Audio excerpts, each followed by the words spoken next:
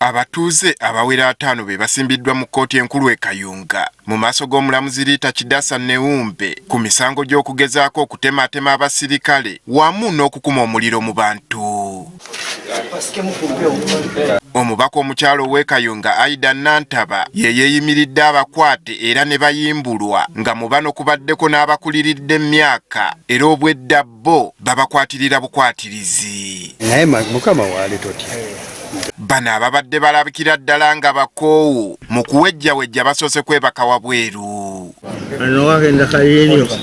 Abatuuze bano abava ku byalo Nawankonge, Kyetume, Namavundu, Kayonza, Baale n'ebirala nga kigambibwa emisango gino baagizza ssabbiiti ewedde oluvannyuma lw'akavuvuŋŋano wakati wa poliisi n'abatuuze mu matumbi budde.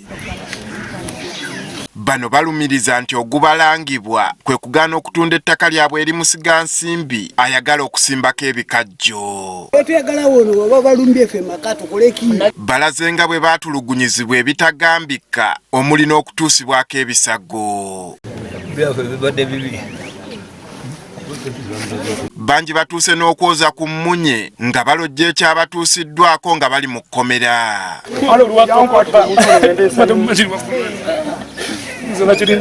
Beebuuza kye babalanga okutuusa okuliisibwa akakanja.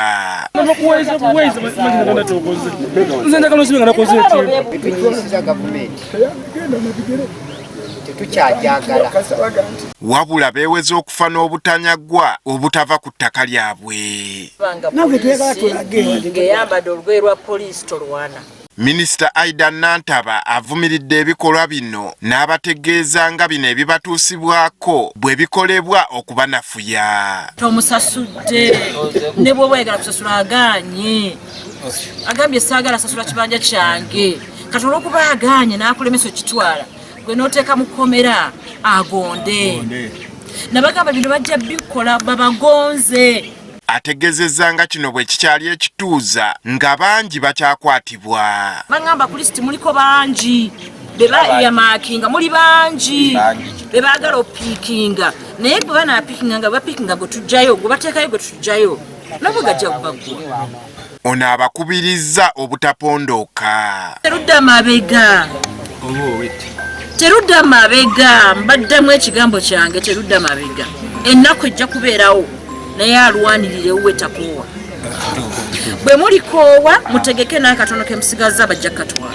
Era wano waasinzidde okukoowoola akulira poliisi mu ggwanga akome ku basirikale be. Nsaba akulira poliisi owulire eddoboozi lyaffe kuba tukaaba.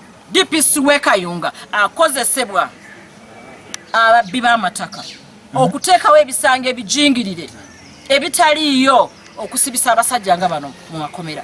Abeeyimiriddwa baakukomawo mu kkooti ng'ennaku z'omwezi 28 omwezi ogwokusatu omwaka guno okwongera okuwuliriza emisango egibavunaanibwa.